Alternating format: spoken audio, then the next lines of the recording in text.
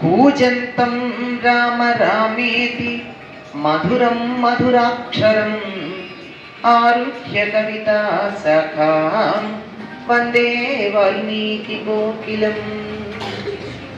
యత్ర యత్ర రఘునాథ కీర్తనం తత్ర తత్ర కృతమస్తకాంజలిం బాష్పవారి పరిపూర్ణలోచనం మారుతిం నమత రాక్షసాంతకం.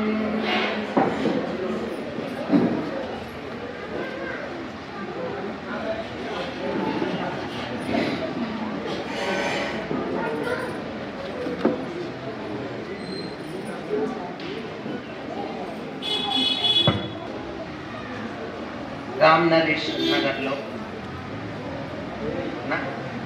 తన పేరే ఈ నగరానికి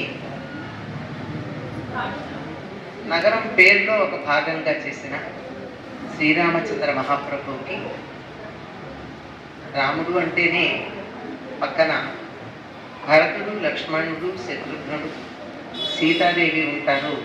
అంత మాత్రమే కాదండి, ఎక్కడన్నా రామ అనగానే వచ్చి కూర్చుని ఒక ఆయన ఉన్నారు. అందుకే ఆయనకి ఒక ఆసనం వేసి కూర్చోబెట్టాను.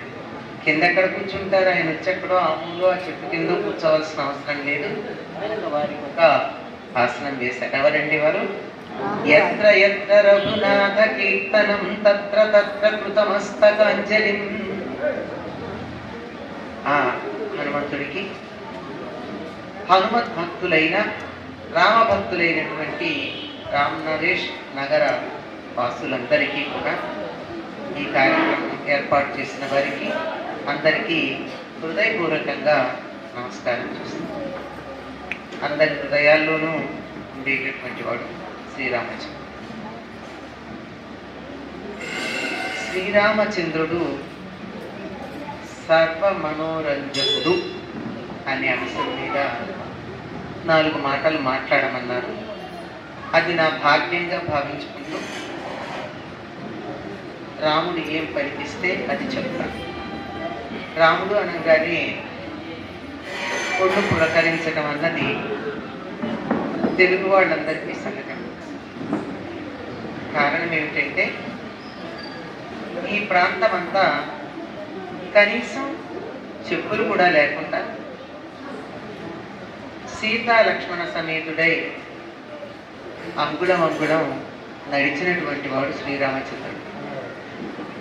అయోధ్య నగరంలో నడిచాడో లేదో మనకి తెలియదు. ఏనుగు మీద వెళ్ళి ఉండొచ్చు, రథం మీద వెళ్ళి ఉండొచ్చు, శిబిక అంటే పల్లకిలో వెళ్ళి ఉండొచ్చు. కానీ ఈ ప్రాంతం అంతా మాత్రం కాలినడకను నడిచాడు. అడుగు అడుగు ఇక్కడ ఈ భూమి అంతా కూడా రామ పాద ధూళి చేత పవిత్రమైనటువంటి ప్రాంతం. అందుకని ఉత్తర దేశంలో కన్నా మనకి ఆంధ్ర ప్రాంతం అంతా, ఇక్కడ పదం వాడకూడదేమో, తెలుగు నేలలంతా కూడా రామనామం మాట్లాడుకుంటూ ఉంటుంది. సగం గ్రామాల పేర్లు రాముడు ఉంటుంది. ఒకప్పుడు 100-75% పేర్లలో రామశబ్దం ఉండేది. అక్కడికి ఆడవాళ్ల పేరు కూడా సీత అని కాకుండా రామక్క, రామలక్ష్మి, సీత పేరు పెట్టుకోవచ్చుగా. రాముడు అంటేనే ఇష్టం, రామశబ్దమే ఉండాలి. అలా ఆడవాళ్ల పేర్లలో కూడా రాముడు ఉన్నాడండి. ఎంతమంది రామలక్ష్మణులు లేరు మనకి? రామమ్మ, సీతారామమ్మ, ఇంకా కావాలంటే లేదంటే రామక్క అన్న పేరు కూడా మనకు కనపడుతుంది. ఇట్లా రామశబ్దం అన్నది మనకు ఉండేది. ఒకప్పుడు కొద్ది రోజుల క్రితం, ఒక 20-30 ఏళ్ల క్రితం దక్షిణ దేశంలో అన్ని ప్రాంతాల్లో ఉన్నటువంటి మనకున్న ముఖ్యమంత్రుల పేర్లు కూడా రాముడు ఉండేది. సగం మంది పేర్లు. ఇప్పుడు రాను రాను వేరే పేర్లు కొన్ని వస్తున్నాయి. అంత ఇష్టం మనకి రాముడు. ఎక్కడ చూసినా ఇక్కడ రాముడు కూర్చున్నాడని, ఇక్కడ రాముడు నీళ్లు తాగాడని, ఇక్కడ సీతమ్మవారు ఈ నదిలో ఇక్కడ స్నానం చేసిందని చూపించే ఘట్టాలే ఉంటాయి. మనం ఇలా చెప్పడం కాదండి. రావణ వధ అయిన తర్వాత రాముడు తిరిగి అయోధ్యకు వెళుతూ ఉండగా పుష్పక విమానంలో సీతాదేవిని కూర్చోబెట్టుకుని చూపించినటువంటి ప్రాంతాల్లో ఇదిగో ఈ గోదావరి తీరం చూసావా ఎట్లా ఉందో, ఇక్కడే కదా మనం విహారం చేశామని చూపిస్తాం. సీతాదేవిని రావణాసురుడు అపహరించి తీసుకుని పెడుతూ ఉంటే ఎలా ఉంది అంటే గోదావరి ప్రవహిస్తూ తన బిడ్డని ఎత్తుకుపోతూ ఉంటే గరుత్మంతుడు కింద పరిగెడుతున్నటువంటి తల్లి పాములాగా అలా ప్రవహించి వెళ్ళింది అంటాడు. గరుత్మంతుడి దాకా సర్పం వెళ్ళలేదు, తన బిడ్డని చిన్న పాముని గరుత్మంతుడు తీసుకెళ్ళిపోయాడు. ఏం చేయగలదు? ఎక్కడన్నా గరుత్మంతుడు అదుపు తప్పి తన బిడ్డ కింద పడితే తీసుకోవాలని చెప్పి చరచర వేగంగా ప్రవహిస్తున్నట్టు వెళ్ళింది అంటే. ఇలా రామాయణంలో కూడా మన ప్రాంతం తెలుగు నేల గురించినటువంటి వర్ణనలు ఉన్నాయి. ఇంకా రఘువంశంలో అయితే కాళిదాస్ ఇంకా బాగా వర్ణించాడు ఎక్కడెక్కడ ఉన్నది. అలాగే భవభూతి ఉత్తరరామ చరిత్రలో చాలా బాగా ఈ ప్రాంతాన్నంతా వర్ణించాడు. ఇంకొక విశేషం తెలుసో తెలియదు, చాలా మందికి తెలియదు. భవభూతి ఎక్కడి వాడండి? భద్రాద్రి పక్కన గ్రామం అయింది. మన భద్రాచలం ఉందే, మన భద్రాచలం పక్కనే ఉన్నాడు ఆయన. అందువల్లే అంత ఇదిగా రాముడి గురించి రాయడానికి వీలైంది. అటువంటి శ్రీరామచంద్రుడు ఈనాటి దాకా ఆనాటి నుండి అందరికీ మనస్సుని రంజింపజేస్తాడు. శ్రీ విళంబినామ సంవత్సరం చైత్ర శుద్ధ నవమి అభిజిత్ లగ్నం అంటే మంట మధ్యాహ్నం. ఆ సమయానికి అసలు ఏ పని మొదలు పెట్టినా తిదివార నక్షత్రాలు ముహూర్తం చూసుకోనక్కర్లేదని చెప్పేటటువంటి ఆ సమయంలో కర్కాటక లగ్నంలో సూర్యుడు మేషరాశిలో ఉండగా 5 గ్రహాలు ఉచ్చస్థితిలో ఉండగా కౌసల్యాదేవికి ఒక కుమారుడు జన్మించాడు. మర్నాడు ఉదయం పునర్వసు నక్షత్రం, మర్నాడు ఉదయం పుష్యమీ నక్షత్రం ఉండగా కైకకి ఇంకో కుమారుడు జన్మించాడు. మధ్యాహ్నం సరిగ్గా 24 గంటల తరువాత ఆశ్లేష నక్షత్రంలో సుమిత్రాదేవికి 2 కుమారులు జన్మించారు. జంట కవలు. 12వ రోజున అంటే 11 రోజులు అయిపోయిన తర్వాత అంటే రాముడికి 12వ రోజు, కౌశల్య కుమారుడికి 12వ రోజు అవుతుంది. ఈ వీళ్ళిద్దరికి సుమిత్రాదేవి కుమారులకి కైక కుమారులకి 11వ రోజు అవుతుంది. ఆ రోజు వశిష్ఠ మహర్షి వచ్చి వారి జీవ లక్షణాలను బట్టి పేర్లు పెట్టాడు. కౌసల్య కుమారుడికి రామ అన్న పేరు పెట్టాడు. సంస్కృతంలో రామ అంటారు, తెలుగులో మనం దాని పక్కన ముందు చేర్చుకుని రాముడు అంటారు. కైకేయి కుమారుడికి తర్వాత పుట్టినవాడు కైకేయి కుమారుడు కదా, భరతుడు అని. ఆ తరువాత సుమిత్రానందనుడు ఇద్దరికి లక్ష్మణ శత్రుఘ్న నామాలు. ఇక్కడ ఆ పేర్లకు వివరం చెప్తూ రామ శబ్దానికి చెప్పింది ఏమిటంటే రంజింపజేయువాడు, రమించువాడు. రమించువాడు అంటే ఆత్మారాముడై తనలో తాను నిరంతరం ఆనందిస్తూ ఉంటాడు. తను ఆనందిస్తేనే కదండి ఎదుటి వాళ్ళకి తన ముఖంలో ఉన్న ఆనందం కనపడుతుంది. ఏడుస్తూ ఉన్న వాళ్ళ ముఖం చూస్తే ఆనందం కనపడుతుందా? వాళ్ళకి లోపల ఆనందం ఉండాలి. పైకి ఎంత నటించినా మనసులో ఉన్నటువంటి భావాలు ముఖంలోనూ కళ్ళల్లోనూ కనపడుతూనే ఉంటాయి. తను ఆనందిస్తూ ఉంటాడు గనక ముఖం ఆనందంగా ఉంటుంది గనక చూసేటటువంటి వాళ్ళకి ఆనంద స్వరూపుడిగా కనిపించి వాళ్ళకు కూడా ఆనందాన్ని కలిగిస్తాడు. అది అలా తాను ఆనందిస్తూ అందరినీ ఆనందింపచేసేవాడు అనేటటువంటి అర్థంలో రామ శబ్దాన్ని కౌసల్య కుమారుడికి వశిష్ఠ మహర్షి ఉంచాడండి. పూర్వకాలం పేర్లు పెట్టడం తల్లిదండ్రులు చేసేవారు కాదు. గురువులు, పురోహితులు లేదా ఆ ఇంట్లో ఉన్నటువంటి పెద్దలు వాళ్ళు పెట్టేవారు. దేనివల్ల అంటే వాళ్ళకు ఉండేటటువంటి జీవ లక్షణాన్ని గుర్తుపట్టి వీళ్ళు ఎట్లాంటి వాళ్ళు అన్నదాన్ని అనుసరించి సరే అన్ని రకాలైనటువంటి భారాలు భరించే లక్షణం ఉన్నవాడని కైకేయి కుమారుడికి భరతుడు అని పెట్టారు. రామాయణం చదివితే మనకు అర్థమవుతుంది ఎన్ని భరించాడండి భరతుడు, మామూలు వాడు కాదు. సర్వలక్షణ సముపేతుడు అని లక్ష్మణుడు అని పెట్టారు. శత్రువులను జయించగలిగిన వాడు. శత్రువులు అంటే బాహ్య శత్రువులు కాదండి, అంత శత్రువులు, వాళ్ళని జయించేటటువంటి వాడు శత్రుఘ్నుడు. ఇలా పెట్టినటువంటి ఈ నామానికి ఆనందింపచేయువాడు అని పెట్టడానికి రామ ఎందుకండి, ఇంకేమన్నా పేరు పెట్టచ్చు కదా, ఆనందరావు అని పెట్టచ్చుగా,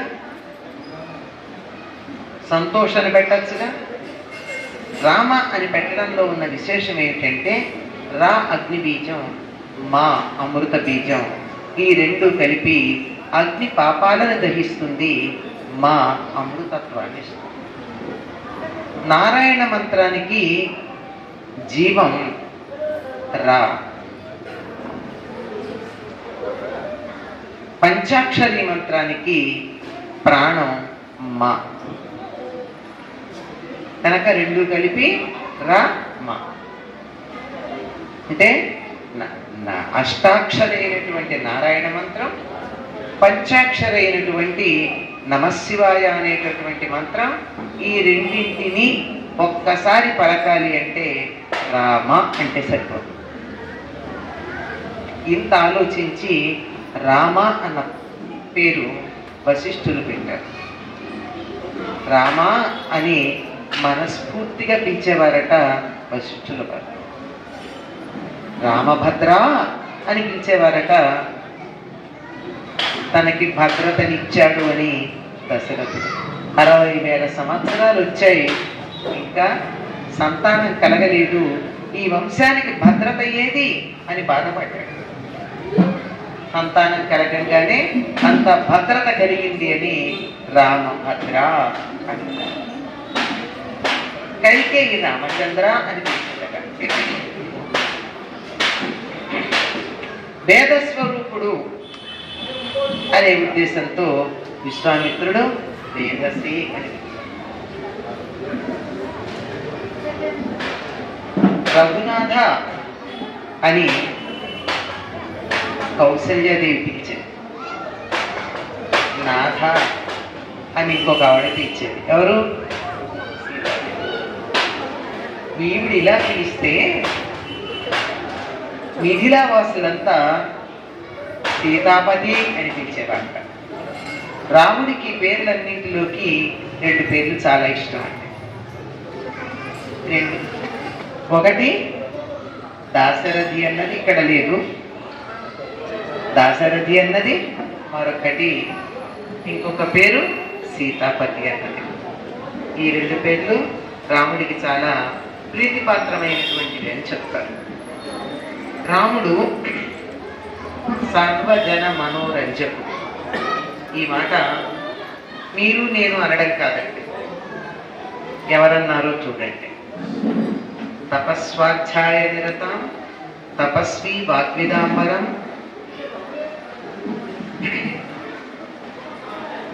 నారదం పరిపప్రచ్ఛ వాల్మీకే మునిపుంగవం. రామాయణంలో ఉన్న మొదటి శ్లోకం వాల్మీకి రచించారు.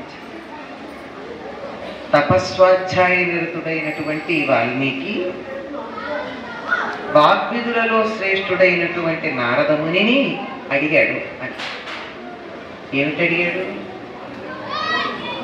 పూర్వస్మిన్ సాంప్రతంలోకే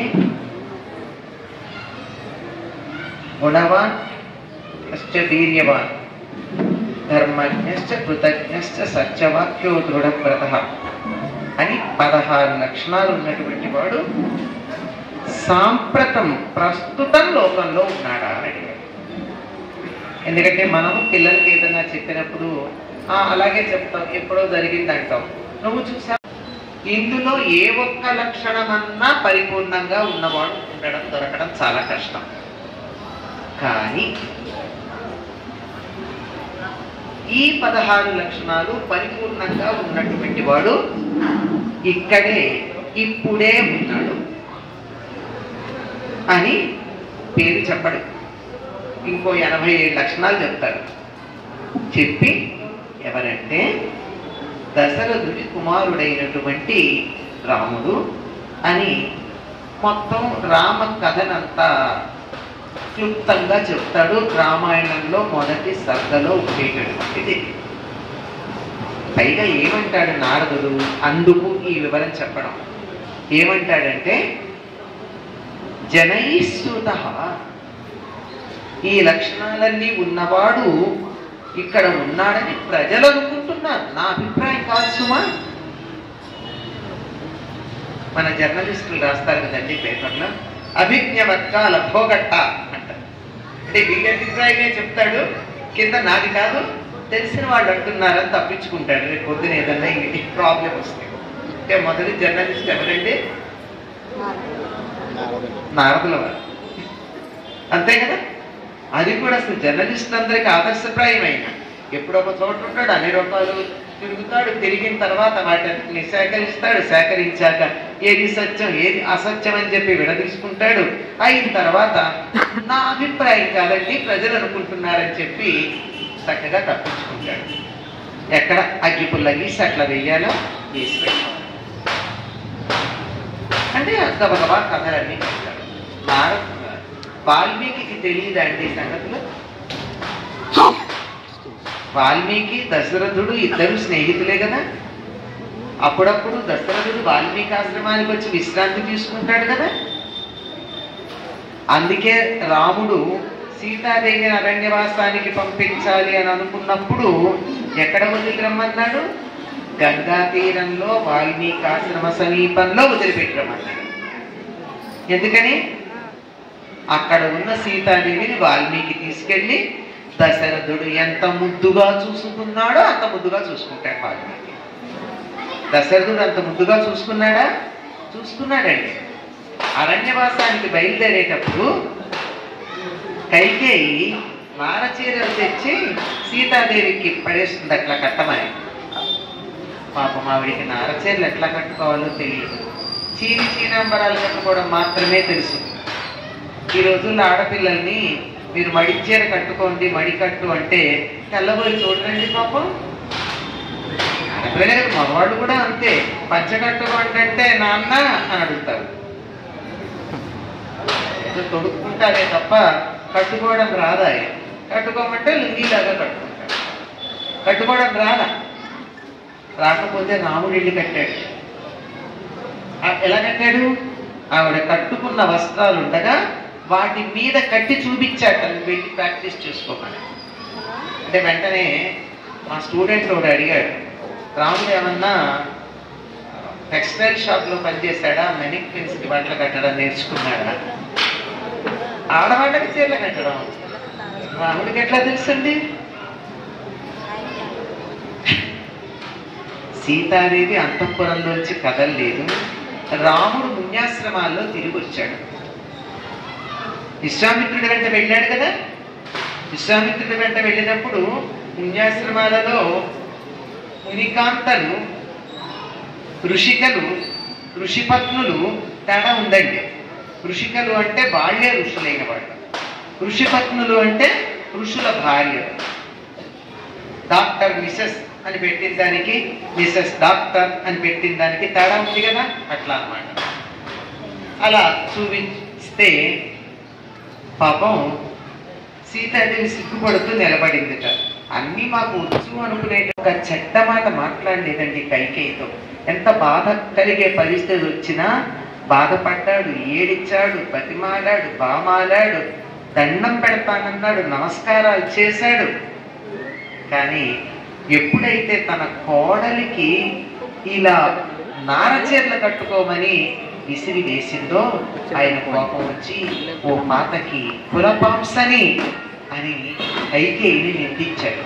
నిందించి లోకంలో ఉన్న అతి సుకుమారమైన భోగాలు మాత్రమే అనుభవించడానికి తగిన అర్హత కలిగినటువంటి సీతాదేవి నా కోడలు ఇలాంటి బట్టలు కట్టుకోదు అని 14 సంవత్సరాలకి సరిపడినటువంటి మంచి విలువైన నాజూకైన సున్నితమైన సీతాదేవి కట్టుకోవడానికి తగినటువంటి వస్త్రాలని ఆవిడ పెట్టుకోవడానికి కావలసిన నగలని అన్నింటినీ ఇచ్చి పంపించాడు. ఇదండి మామగారికి కోడలి మీద ఉన్నటువంటి ప్రేమ. రామాయణం చదివాక ఏ మామగారన్నా కోడల్ని ఎంత ముందుగా చూసుకోవాలో తెలుస్తుంది. అంతేగాని కట్నం తీసుకొచ్చేటటువంటి యంత్రంలాగా చూడటం అన్నది సరైనటువంటి పని కాదు. అంత బాగా చూసుకున్నాడు. అందుకే అంత బాగా మళ్ళీ ఎవరు చూడగలరు సీతాదేవిని? వాల్మీకి మనిషి మాత్రమే చూడగలరు. దశరథుడికి మిత్రుడు కనుక అందుకని అక్కడ వదిలి రమ్మన్నాడు. నిజంగానే వాల్మీకి అంత బాగానే చూసుకున్నాడండి. సీతాదేవిని కుమార్తెలాగా చూసుకున్నాడు. కుశలవులకి నేను మీ తాతగారిననే చెప్పాడు. అంత చక్కగానే చూసుకున్నాడు. నామకరణం కూడా ఆయనే చేశాడు. ఈ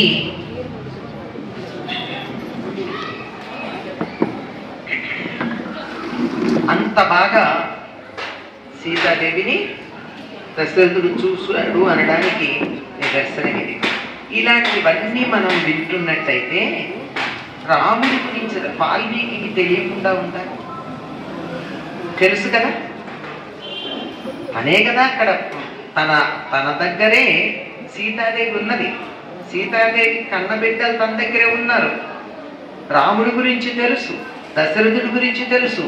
ఇన్ని తెలిసినటువంటి వాల్మీకి నారదుడిని ఎందుకు అడిగాడు? పూర్వస్మిన్ సాంప్రతంలోకే గుణవాన్ కశ్చ వీర్యవాన్ ధర్మజ్ఞశ్చ కృతజ్ఞశ్చ సత్యవాక్యో దృఢవ్రతః అని ఎందుకు అడిగాడు అంటే, తాను అనుకుంటే సరిపోదు, ప్రజలు అనుకుంటున్నారో లేదో తెలియడానికి. నా స్నేహితుడి కొడుకు కనుక నాకు అనిపించదు, అతడు సాక్షాత్తు భగవంతుడి యొక్క అవతారం కనుక నాకు అనిపించవచ్చు. కానీ ప్రజల్లో అభిప్రాయం ఉందా లేదా? దైవాన్ని కూడా ప్రజలు ఎన్నో సందర్భాలలో ఆదరించరు, నమ్మరు. మనం చూస్తున్నాంగా దెబ్బలాడుకోవడం కదా, నమ్మకాలు ఉండవు. కానీ ప్రజలు నమ్ముతున్నారా లేదా? పెద్ద పెద్దవాళ్ళు నమ్మారో నమ్మలేదో మాకు అక్కర్లేదండి. సామాన్యమైన ప్రజలు నమ్మారా లేదా? రాముడు సద్గుణాలు కలిగినటువంటి వాడు, మంచివాడు అని. దానికి వాల్మీకి అడిగితే నారదుడు సమాధానం చెప్పాడు. అంతేకాదు మరొక విశేషం కూడా ఉంది.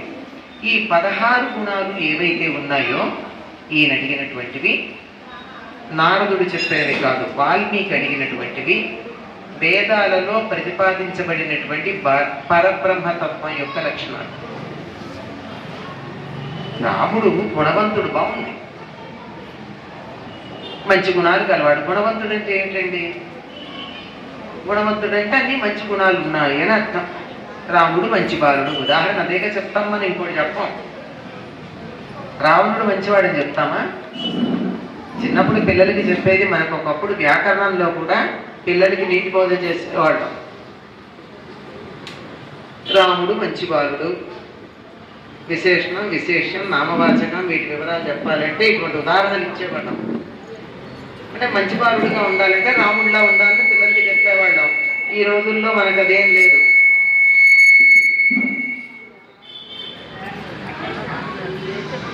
జానీ జానీ ఈటింగ్ షుగర్స్ అబద్ధాలు చెప్పడం ఆ రైమ్స్ లో నేర్పించేసాం మనం పిల్లలకి. ముఖ్యంగా తల్లిదండ్రుల దగ్గర ఎలా అబద్ధాలు చెప్పాలి, వాడిని ఎలా బురిడి కొట్టించాలి, పడితే ఏ రకంగా ఓ నవ్వు నవ్వేసి, పిల్లలు నవ్వితే తల్లిదండ్రులకు ఇష్టమేగా, ఓ నవ్వు నవ్వేసి అబద్ధాన్ని ఎలా పట్టికి జరిపేయాలి ఎక్కడ నేర్పిస్తున్నాం? జానీ జానీ మొట్టమొదట నేర్పించేది.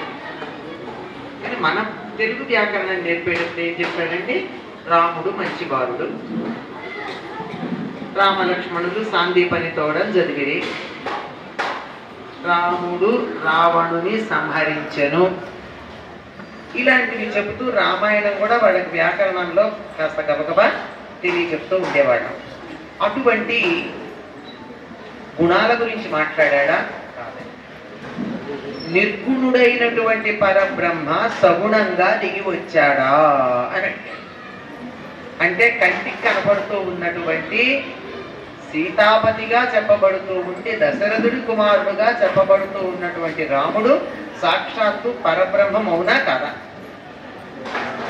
ఆ నిర్గుణుడే సగుణుడుగా వచ్చాడా అని అడిగాడు వాల్మీకి. గుణవాన్ కష్ట వీర్యవాన్. వీర్యవంతుడు ఎవరయ్యా? వీర్యవంతుడు అంటే పరాక్రమం కలిగినటువంటి వాడు కాదండి. వీర్యము అంటే జగద్యోని జగద్బీజ విష్ణు సహస్రనామంలో మనకు కనపడుతుంది. ఈ జగత్తుకంతా విత్తనమైనటువంటి వాడు. ఏ విత్తనం నుంచి ఈ సృష్టి అంతా వచ్చిందో అని చెప్పేటటువంటి లక్షణం.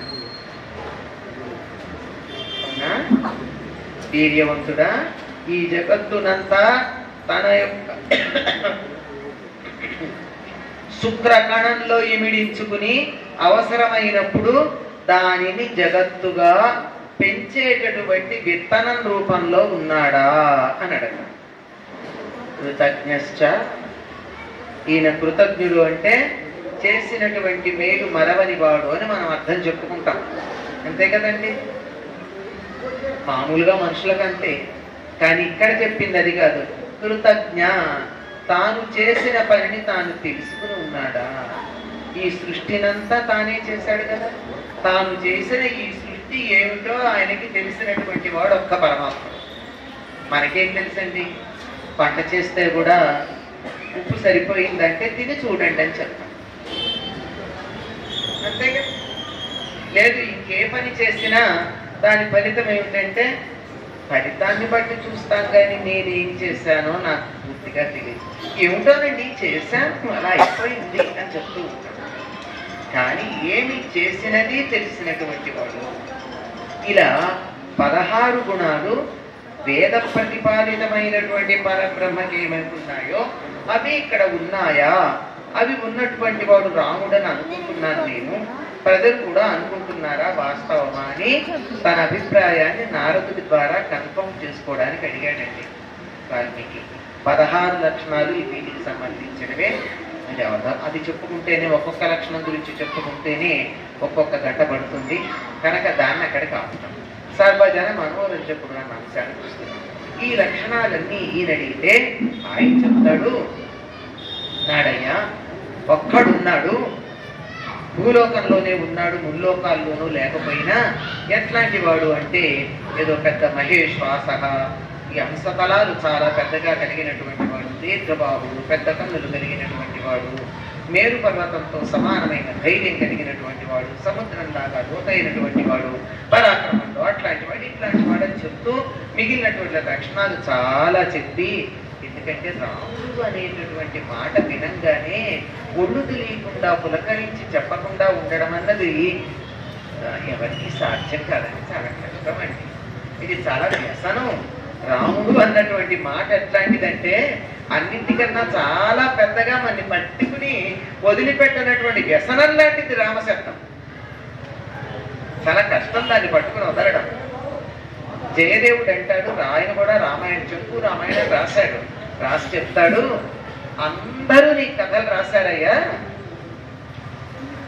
నీలో లోపం లేదంటారు అందరూ, కానీ నాకు లోపం కనపడింది, నీలో ఓ దోషం కనపడింది. ఏమిటంటే నీ పేరు తలుచుకుంటే నీ కథ రాయకుండా ఉండలే. సంస్కృతంలో కానీ తెలుగులో కానీ రామ కథ రాయని వాడు లేరండి. కలం పట్టిన వాళ్ళైనా, గళం విప్పిన వాళ్ళైనా, కలం పడితే రాయాల్సిందే, గళం విప్పితే చెప్పాల్సిందే. రామ కథ చెప్పని వాడు లేరు. తెలుగులో నన్నయ్య మొదటి కవి, ఆయన కూడా రాశాడు. తిక్కన రాశాడు నిర్వచనోత్తర రామాయణం. ఉత్తర రామాయణం ఎందుకు రాశాడండి అంటే వాళ్ళ తాతగారు పూర్వ రామాయణం రాశారు, దొరకట్లేదు. కానీ ఎర్రాప్రగడ రాశాడు. ఇలా ఆఖరికి నిన్న మొన్న కూడా అందరూ రాశారండి, వాటికి కూడా రాశారు. ఇంకా గట్టిగా చెప్పాలంటే విదేశీ విజాతి ధర్మాలను ప్రచారం చేసుకోవడానికి కూడా రామాయణమే రాశారు. బౌద్ధ ధర్మం ప్రచారం చేసుకోవడానికి బౌద్ధ రామాయణం ఉంది, జైన రామాయణం ఉంది. పప్ప రామాయణం జైనులు రాసినటువంటిదే. పప్ప భారతం రామాయణం కాదు, జైన రామాయణం ఉంది, బౌద్ధ రామాయణం ఉంది. అక్కడి నుంచే మనకి రామాయణంలో పిడకల వేట అన్నమాట వచ్చింది. రామాయణంలో పిడకల ఎవరు చేశారండి, వాటిని ఎవరు వెతికారు అంటే వాళ్ళ బౌద్ధ ధర్మం చెప్పుకోవాలంటే బుద్ధుడు సూక్తులు చెప్తానంటే ఎవరు రాదు, రామాయణం అంటే వచ్చారు. ఇక్కడికి ఇంతమంది ఎందుకు వచ్చారు అంటే రాముడి గురించి 4 మాటలు విందామని. అంటే ఎవరు చెప్పినా వస్తారు ఇంతమంది, ఇంకా ఎక్కువ మంది కూడా. అంటే రామకథలో ఉన్నటువంటి విశేషం రామాయణం చెప్తామని పిలిస్తే వస్తారు. వచ్చి రామాయణం మధ్యలో త్రిపిటకాలు చెప్పుకుంటారు. త్రిపిటకాలంటే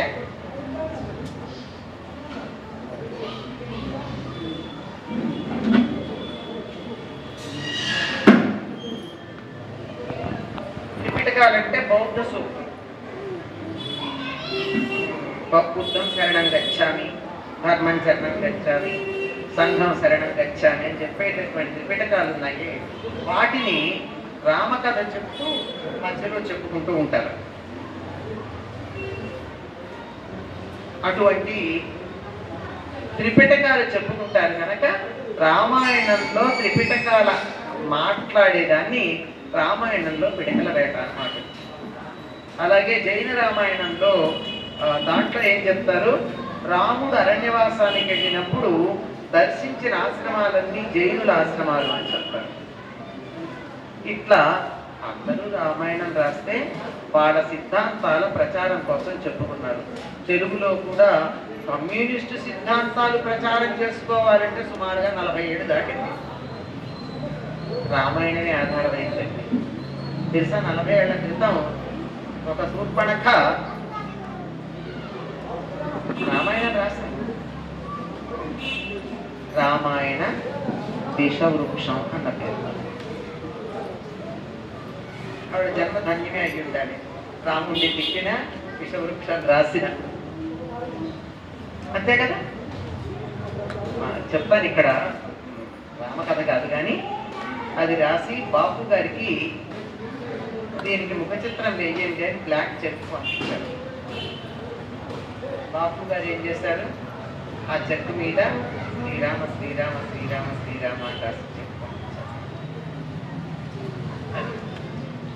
మనకి తెలుగు వాళ్ళకి ఉన్నటువంటి రామభక్తి అటువంటిది, అంతకన్నా మరొకటి కాదు.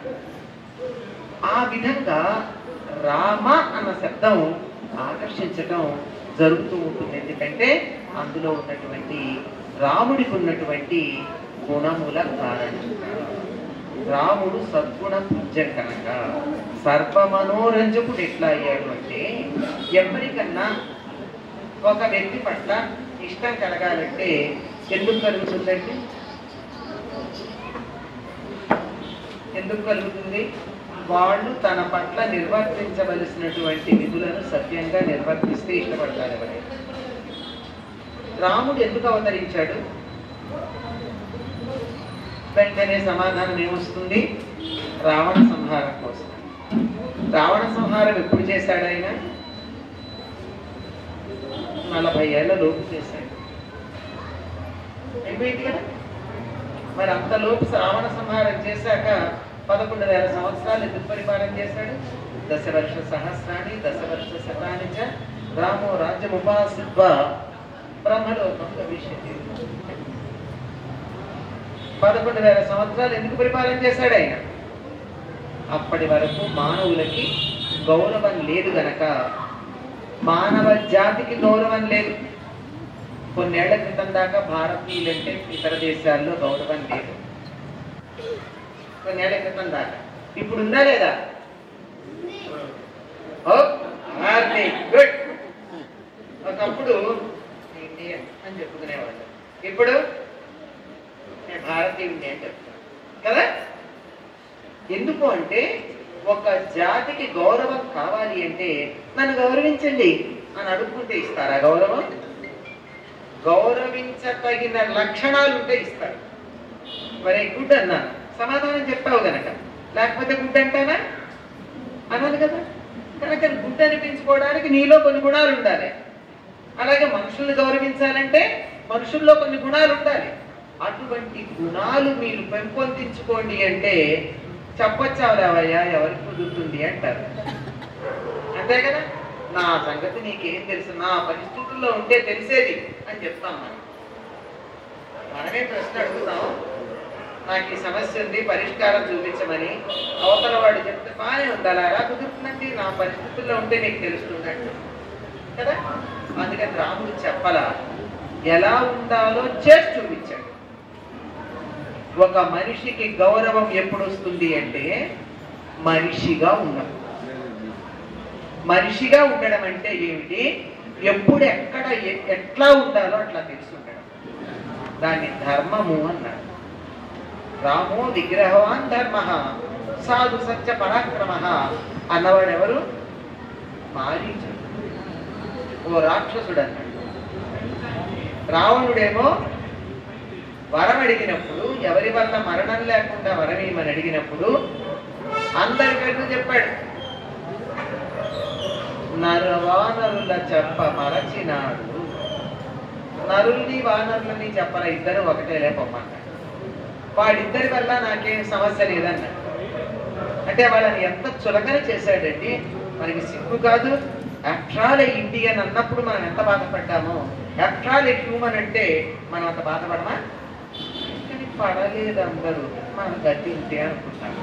లేదు, మానవులకి కూడా ఒక గౌరవం కలిగించాలి, ఒక పరువు ఇవ్వాలి, ఒక ప్రతిష్ట నిలపాలి అని రావణ సంహారం అయిన తరువాత కూడా రాముడు ఉండి మనిషి జాతికి గౌరవాన్ని. గౌరవం ఎట్లా వస్తుంది అనుకున్నాం? ప్రవర్తన వల్ల వస్తుంది, ధర్మాన్ని అనుసరించడం వల్ల వస్తుంది, ధర్మ మార్గంలో ఉండడం వల్ల వస్తుంది. ధర్మం అంటే ఏమిటి?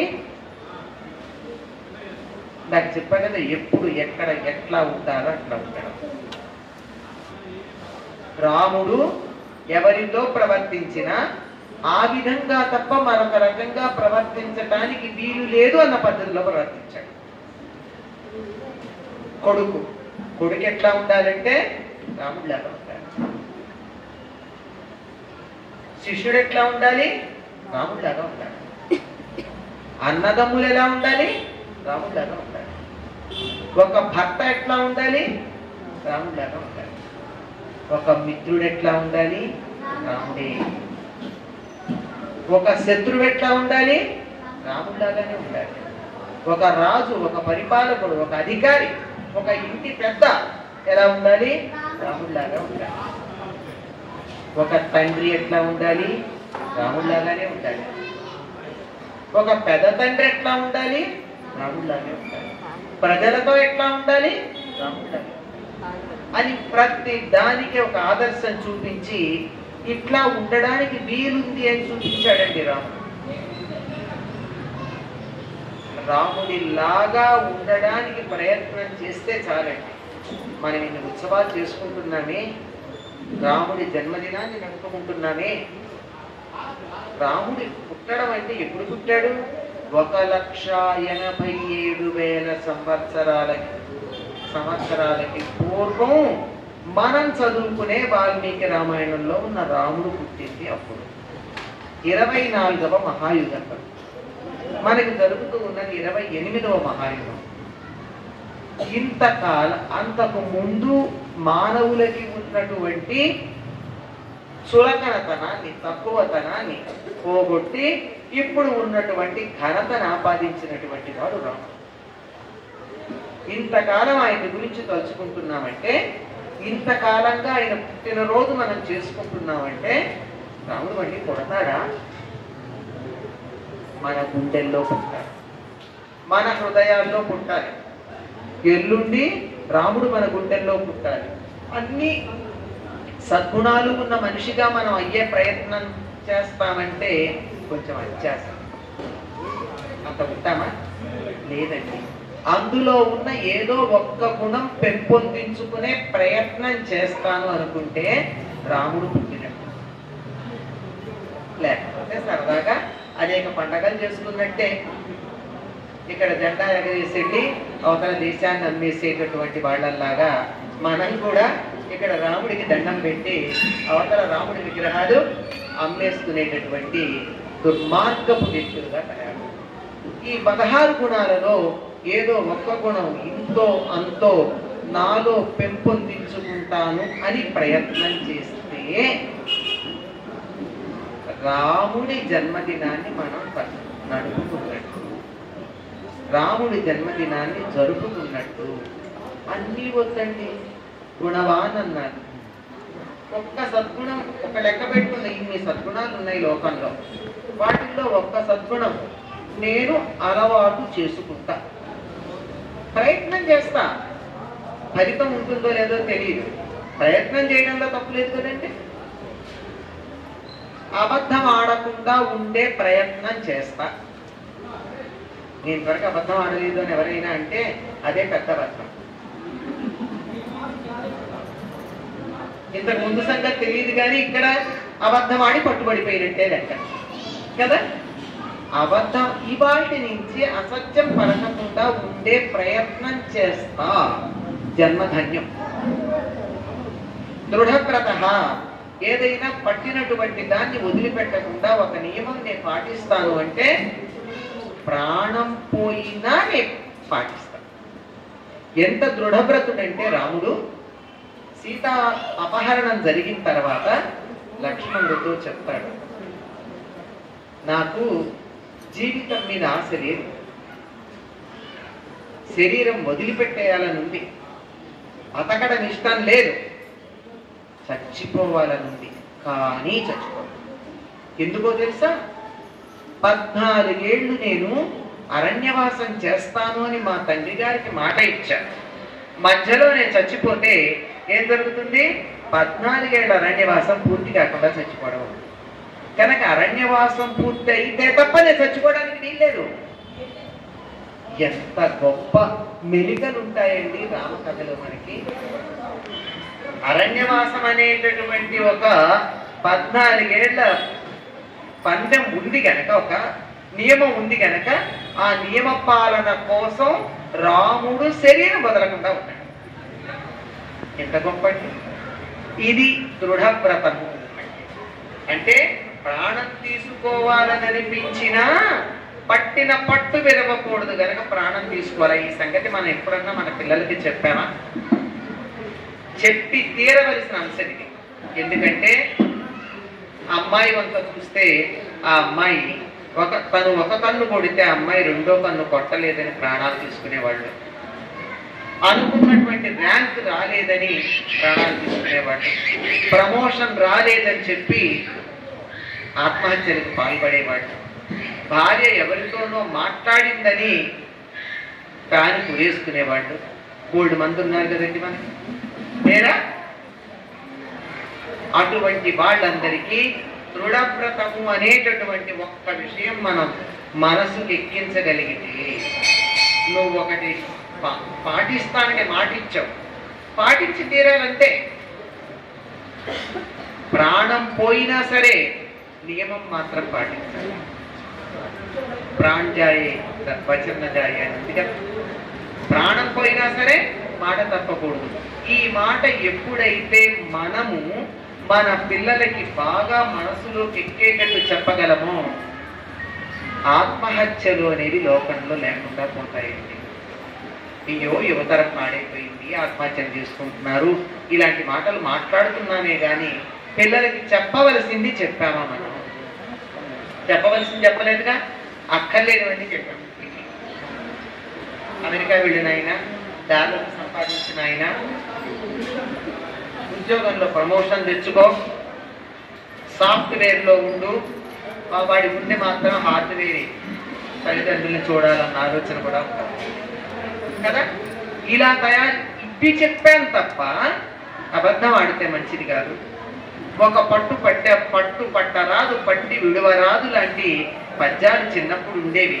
ఇప్పుడు అవన్నీ చెప్పకూడదని మనకి నిషేధం కదా, అంచేత వాటిని మనం చెప్పట్లేదు, నిషేధం.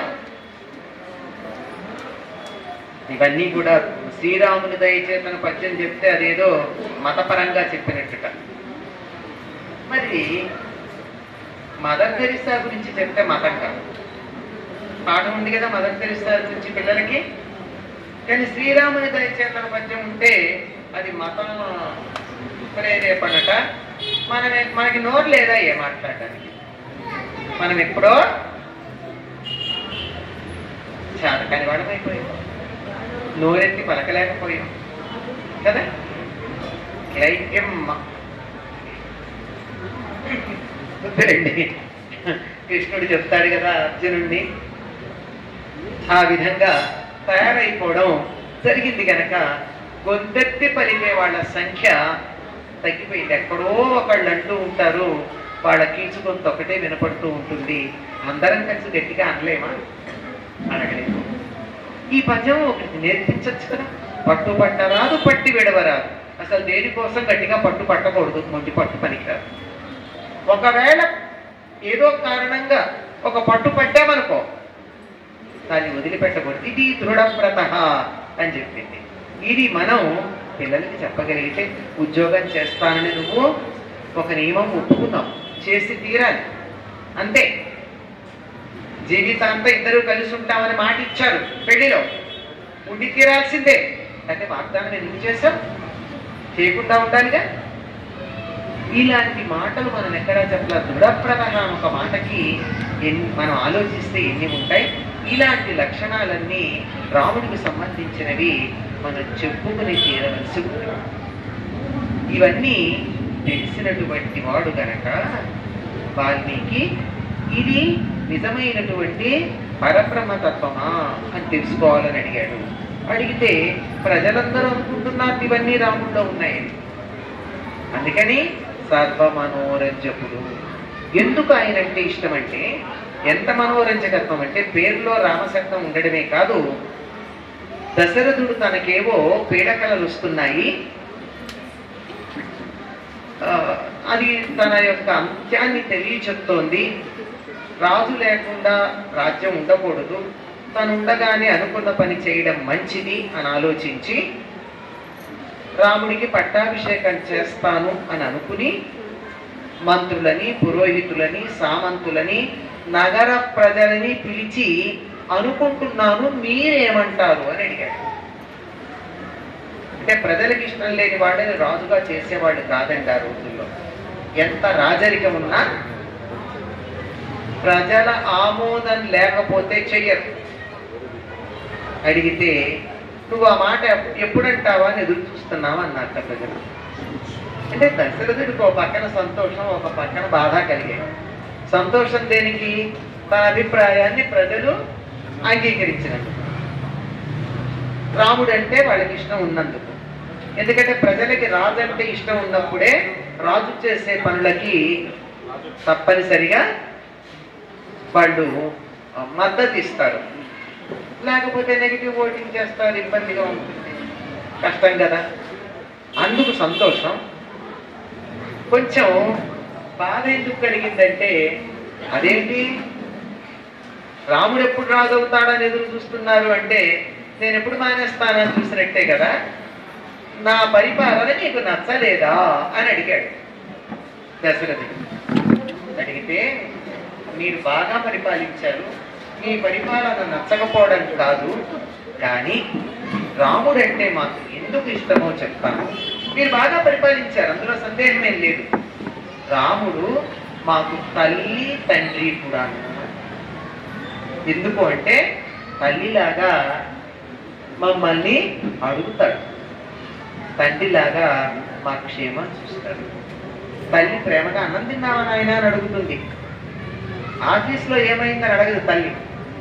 తండ్రి ఎలాగో అమ్మ అన్నం పెడుతుందిలే అని చెప్పి ఆఫీస్లో ఏమైందిరా, ఏదో ప్రాబ్లం ఉందన్నావు అని అడుగుతాడు. అంతే కదా సహజంగా.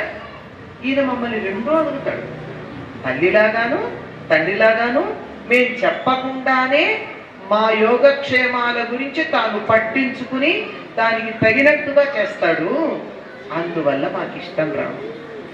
అంతేకాదు ఆయనకున్న మరో గుణం ఏమిటంటే పూర్వాభాషి. చాలా కష్టమండి లోకంలో. రాముడి యొక్క మాట తీరు గురించి చెప్తూ సత్యభాషి, హితభాషి, మితభాషి, ప్రియభాషి, మధురభాషి, పూర్వభాషి. సత్యమే పలుకుతాడు, అది కూడా ప్రియంగా పలుకుతాడు, మితంగా మాట్లాడతాడు, మాట్లాడిన ఒక్క మాట ఎదుటి వాళ్ళకి మేలు కలిగించేట్టు మాట్లాడతాడు, తీయగా మాట్లాడతాడు, అన్ని నవ్వుతూ స్మిత భాషి, నవ్వుతూ మాట్లాడతాడు. మొహం ఇట్లా చిత్రించి బాగున్నారా అని అడిగితే ముందర నువ్వు సరిగ్గా ఉండి మా బాగు తర్వాత అనిపిస్తుంది. చిరునవ్వు ఎప్పుడు వస్తుంది? మనసు సంతోషంగా ఉంటే వస్తుంది, ఆహ్లాదంగా ఉంటే వస్తుంది. మన మనసులో దుఃఖం ఉంటే చిరునవ్వు తెచ్చిపెట్టుకున్నట్టు ఉంటుంది తప్ప చిరునవ్వులాగా ఉంటుంది. అలా పెన్నెల లాంటి చిరునవ్వు కలిగినటువంటి వాడు అన్నిటినీ మించి పూర్వాభాషి ఉంటే పలకరిస్తాడు. ఇది ఎంతమందిని చేస్తామండి? ఎవరన్నా కనపడితే వాళ్ళు పలకరిస్తారా లేదా చూస్తాం మనం. నేను ముందు పలకరించానా? నేను పై ఆఫీసర్ని కదా, నేను అత్తగారిని కదా, నేను మామగారిని కదా, నన్ను అవతలవాడు పలకరించాక సమాధానం చెప్తాను. ఎవరు ముందు పలకరిస్తే వాళ్ళు తక్కువైపోయారని భావిస్తారు చాలా మంది. చాలా తప్పండి. ముందు పలకరించడం అన్నది ఉత్తమమైన వ్యక్తిత్వానికి సంకేతం. మంచి వ్యక్తిత్వం ఉన్నవాళ్ళు ముందే పలకరిస్తారు. గమనిస్తామా? మనం ఇంటర్వ్యూలకు వెళితే మే కమింగ్ అనగానే రమ్మని ఆఫీసర్లే ముందు గుడ్ మార్నింగ్ చెప్తారు ఉత్తములైతే. వీడికి ఉద్యోగం ఇవ్వద్దు డిసైడ్ అయితే వాళ్ళు చెప్పాక వీడు సమాధానం చెప్తారు. అది ఉత్తముల యొక్క లక్షణం. తామే ముందు పలకరించటం. మమ్మల్ని మేము అడగకుండానే మేము ఒకవేళ అట్లా వెళుతూ రాముడు వచ్చాడన్న సంగతి గమనించక మేము పలకరించకపోతే కూడా రాముడే మమ్మల్ని పలకరిస్తాడు. అందుకని అటువంటి రాముడు సింహాసనం మీద ఎప్పుడు కూర్చుంటాడా అని మేము ఎదురు చూస్తున్నాము అన్నారు. రాజా, మీ పాలనలో దోషముందని కానీ, మీరు మమ్మల్ని సరిగ్గా పరిపాలించట్లేదని కానీ మాకు ఎటువంటి వ్యతిరేక భావన లేదు. మీరంటే చాలా ఇష్టం, బాగా పరిపాలించారు, చాలా సంతృప్తిగా ఉన్నాం మేము.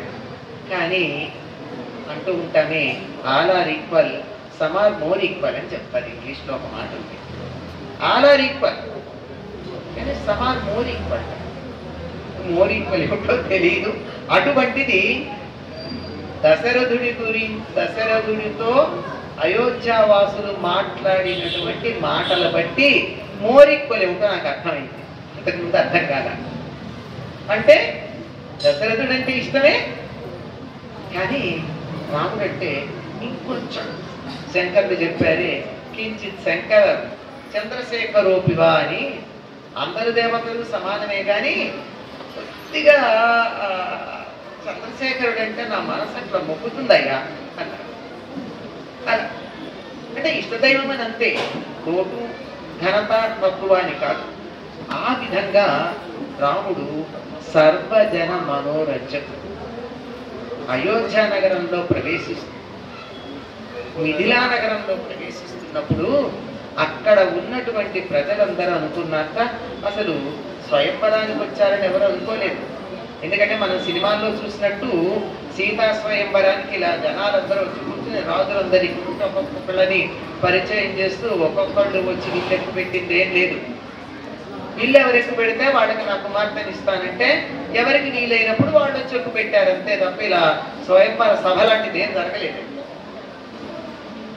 ఎప్పుడైతే రాముడు ఆ మిథిలా నగరంలో ప్రవేశించాడో ప్రజలు అనుకున్నాక మన సీతమ్మకి తగిన వాట ఉన్నాడే వీడు అనుకున్నాక. జనకుడు కూడా అనుకున్నట్టే ఉన్నాడండి. ముందు చెప్పడు. రాముడు ఎప్పుడైతే వీళ్ళు ఎక్కువ పెడదామని ప్రయత్నం చేస్తే ఎక్కువ పెట్టడం ఏమిటి, వీళ్ళే విరిగిపోయింది కదా. దాంతో అమ్మయ్య నా కోరిక తీరింది అనుకున్నాను. ముందు నా కోరిక అని అనుకోలేదు, కోరిక తీరిందంటే ఏంటి? రాముడు విల్లు ఎక్కువ పెడితే బాగుండు అని జనకుడి మనసులో కోరుకున్నాడండి. అది అంటే ఎవ్వరు చూసినా ఇష్టపడనటువంటి వాళ్ళు, ముచ్చటపడనటువంటి వాళ్ళు లేరు. ఆఖరికి శూర్పణఖ కూడా అన్నగారికి చెప్తే ఏమంటుంది? తరుణౌ రూప సంపన్నౌ చీర కృష్ణాజినాంబరౌ పద్మపత్ర విశాలాక్షౌ అని చెప్తుంది.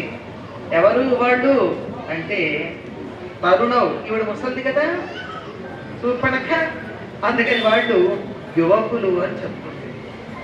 తరుణౌ రూప సంపన్నౌ, మంచి అందమైన రూపం కలిగినటువంటి వారు, చీర కృష్ణాజినాంబరౌ, నారచీరలని కృష్ణాజినాన్ని ధరించినటువంటి వారు, పద్మపత్ర విశాలాక్షౌ, పద్మాల్ లాంటి పెద్ద కన్నులు కలిగినటువంటి వారు అని రాముణ్ణి మెచ్చుకోకుండా ఉండలేకపోయిందండి. మారీచుడు మెచ్చుకోకుండా ఉండలేకపోయాడు. ఆఖరికి లంకానగర వాసులు కూడా కుంభకర్ణుని నిద్ర లేపడానికి వెళ్ళినప్పుడు ఏమిటి తొందరగా వచ్చి నన్ను నిద్ర లేపుతున్నారు అని కుంభకర్ణుడు అడిగితే, ఎప్పుడూ జరగని విషయం ఒకటి జరిగింది.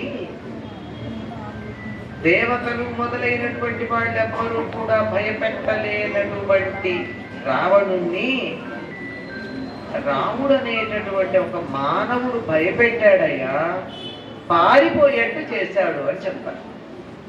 యుద్ధం నుంచి పరిగెత్తుకుని వచ్చాడు కదా, తాను బయటకు వచ్చాకే కదా రాముణ్ణి కుంభకర్ణుణ్ణి నిద్రలేపమని అందరినీ పంపించటం. కనుక చూసినటువంటి వాళ్ళు ముచ్చట పడకుండా లేరండి. విశ్వామిత్రుడు రాముణ్ణి తీసుకుని వెళుతూ ఉంటే ముందు ఆయన నడుస్తూ ఉంటే వెనకాల రామలక్ష్మణుడు నడుస్తూ ఉంటే మాటికి వెనక్కి చూసేవాట. ఎందుకని? వస్తున్నారో లేదో అని కాదు, రాముడు ముఖం ఒకసారి చూడాలి సార్, రాముడు ముఖాన్ని చూడాలని చెప్పి వెనక్కి చూస్తూ ఉండేవాళ్ళట. ఒక్కొక్కళ్ళు ఆశ్రమంలో ఏ ఆశ్రమంలో ప్రవేశిస్తే అక్కడ వాళ్ళంతా రాముడిని చూసి ముచ్చటపడ్డారు. ముచ్చట పడని వాళ్ళు ఇది విశ్వామిత్రుడు వెంట వెళ్ళినప్పుడే కాదు, అరణ్యవాసానికి వెళ్ళినప్పుడు కూడా ప్రతి ఆశ్రమంలో ఉన్నటువంటి మునులు తమ ఆశ్రమానికి రాముడు ఎప్పుడు వస్తాడా అని ఎదురు చూశారు. చూసి అతనికి అతిథి మర్యాదలు చేసి తమ జన్మ ధన్యమైంది అని భావించుకున్నారు. అతిథి మర్యాదలు చేయడం అంటే వేరే ఏం కాదండి. కూర్చోడానికి ఆసనం ఇచ్చి, కాళ్ళు చేతులు పడుకోవడానికి నీళ్ళిచ్చి, తినడానికి కందమూలాలు పడి అలాగే రామాయణం చదివితే అర్థం అవుతుంది అరణ్యవాసంలో రాముడు ఎటువంటి ఆహారం తీసుకున్నాడు అని. మనం ఇక్కడ దెబ్బలాడుకోవడం కాదు, రామాయణం చదవండి అర్థం అవుతుంది. చదవని వాళ్ళు తగాదాలకు వస్తారు, చర్చలకు వస్తారు. చదివితే తగాదాలు లేవు, చర్చలు లేవు, విషయం స్పష్టంగా తెలుస్తూ ఉంటుంది. అందరూ కూడా రాముణ్ణి చూస్తే అతడు అందమైనటువంటి కన్నులని వర్ణించకుండా ఉండలేరు. ఒక్క వాల్మీకి రామాయణంలో వాల్మీకి తనంతట తానుగా రాముణ్ణి వర్ణించినటువంటిది ఆయన కన్నులని మాత్రమే. రాముడి రూపరేఖలు పెద్దగా వర్ణించరా. ఎవరు వర్ణిస్తారంటే రాముడు ఎట్లా ఉంటాడో చెప్పు అని అడిగితే గుర్తు చెప్పడం కోసం హనుమంతుడు వర్ణిస్తాడు సీతాదేవి ఉంటే. అన్నీ కూడా అక్కడ కూడా ఇట్లా అని చెప్పడు. నున్నగా ఉన్న అవయవాలు 3 కలిగినవాడు, సన్నగా ఉన్న అవయవాలు 4 కలిగినవాడు అని చెప్తూ సాముద్రిక శాస్త్రం చెప్తా లక్షణాలు చెప్తూ సాముద్రిక శాస్త్రంలో వేదిని గురించి చెప్తాడు. అవన్నీ చక్కగా వివరించుకుంటూ చెప్తాడు హనుమంతుడు. అంతేగాని భౌతికమైన రూపురేఖ వర్ణం లేదు. కళ్ళని ఎందుకు వర్ణిస్తాడంటే మనోభావాలని, వ్యక్తిత్వాన్ని తెలియచెప్పేది పడు, కరుణని ప్రసరింపచేసేది కళ్ళు, అనుగ్రహాన్ని ప్రసాదించేది కళ్ళు. కనుక కన్నుల యొక్క వర్ణన మాత్రమే ఎవరు చేసినా రాముడి గురించి చేసేది మనకి కనపడుతూ ఉంటుంది. మిగిలినది కనపడదు. అంటే కౌసల్య గాని, కైక గాని, దశరథుడు గాని, విశ్వామిత్రుడు, వశిష్ఠుడు జనకుడు, సీత వీళ్ళు సంతోషపడడం కాదండి. రాముణ్ణి చూసి శత్రువులైనటువంటి వాళ్ళు, పక్షులు, జంతువులు, రాక్షసులు వాళ్ళు కూడా రాముడి యొక్క లక్షణాలను చూసి ముచ్చట పడిపోయారు. కనుక రాముడు సర్వజన మనోరంజకుడు అనడంలో ఎటువంటి సందేహం లేదండి. సందేహపడాల్సిన అవసరమే ఉంది. ఆయన మనోరంజకుడు కాకపోతే ఇంతమంది ఇక్కడికి ఎందుకు వస్తారు? ఇక్కడికి రాముడి గురించి 4 మాటలు విని ఆనందపడదామని వస్తారు. రామ అన్న పదంలోనే ఆనందాన్ని కలిగించేటటువంటి లక్షణం ఉంది. మనకు అసలు మాట్లాడాలంటే శుభం కలిగిన అశుభం కలిగిన ముందు మన నోట్లో చేస్తుందండి. ఏదైనా చెడ్డవార్త వింటే రామరామ, శుభవార్త వింటే కూడా రామచంద్ర ప్రభు అని మెచ్చుకుంటాం. ఏదన్నా రాయాలంటే శ్రీరామ రాయకుండా రాయం కదండి. రాముడు మనకి జీవితంలో భాగం. పైగా రాముడిని అన్న గౌరవిస్తామా? రాముడు గారు అన్నామా? రాముడే ఏకవచనంలో సంబోధిస్తాం. రాముడు వచ్చారు అని ఎవరన్నా అంటారంటే, ఎవరికన్నా కష్టాలు వస్తే సీతమ్మ తల్లికే తప్పలేదంట. అంటే ఆవిడ ఏదో మన ఇంటి పక్కింటి ఆవిడలాగా, మన బంధువులాగా, మన స్నేహితురాల్లాగా. అంటే రాముణ్ణి సీతని మనం ఎంతగా ఓన్ చేసుకున్నామంటే ఆత్మీయమైపోయారంటే అప్నాపన అంటారు ఈ ప్రాంతాల్లో. ఎంత సొంతం చేసుకున్నామంటే వాళ్ళు మన కుటుంబ సభ్యులు, మనకు కావలసిన వాళ్ళు, మన స్నేహితులు, మన ఆత్మీయులు, మన ప్రేమాస్పదులు, మనతో కలిసి మెలిసి ఉన్నటువంటి వాళ్ళు మన వాళ్ళు. ఎవరిని మన వాళ్ళు అనుకుంటాం? మనకి మేలు కలిగించేవాళ్ళు, మనకి హితవు చేసేవాళ్ళు, వాళ్ళు కదా మనవాళ్ళు. అటువంటి మనవాడైనటువంటి సీతారాముల యొక్క జన్మదినాన్ని మనం ఇక్కడ, అందులో రాముడి యొక్క జన్మదినాన్ని జరుపుకుంటూ ఉన్నాం. జన్మదినం నాడు కళ్యాణం చేయడం అనేటటువంటి ఆగమ శాస్త్రంలో చెప్పబడినటువంటి ఒక పద్ధతి కనుక ఆ పద్ధతిని మనందరి ప్రతినిధిగా గోపన్న, కంచర్ల గోపన్న రామదాసు భద్రాచలంలో నిర్వర్తించాడు కనుక ఆయన అనుసరిస్తూ మనమంతా కూడా సీతారామ కళ్యాణం ఆయన జన్మదినం నాడు చూసుకుంటూ ఉంటాం. అదొక సంప్రదాయం అయింది. ఎంతంటే భద్రాచలంలోనే కాదు, ఎక్కడ రామాలయం ఉన్నా, రామాలయమే కాదు శివాలయం ఉన్నా చేస్తారండి. ఏ ఆలయం ఉన్నా చేస్తారు. 4 ఇళ్ళు ఉన్నటువంటి ఒక చిన్న వాడ ఉంటే ఆ వాడలో పందిరి వేసి చేస్తారు. ఆఖరికి ఇంట్లో కూడా చేసుకుంటారు. కళ్యాణం అంటే క్షేమము, మేలు, శుభము కనుక సీతారామ కళ్యాణం మనందరికీ మేలు కలిగిస్తుంది, శుభాన్ని కలిగిస్తుంది. అటువంటి కళ్యాణోత్సవానికి నాందిగా ముందు మనం ఈ కార్యక్రమాలు చేసుకుంటున్నాం కనుక సీతారామ కళ్యాణం నిర్వర్తించుకుని మనందరికీ శుభం కలగాలి అని ఆశపడుతూ ఆ సీతారాముల యొక్క అనుగ్రహం మనందరి మీద పరిపూర్ణంగా ఉండాలి అని ఆ రాముడినే ప్రార్థిస్తూ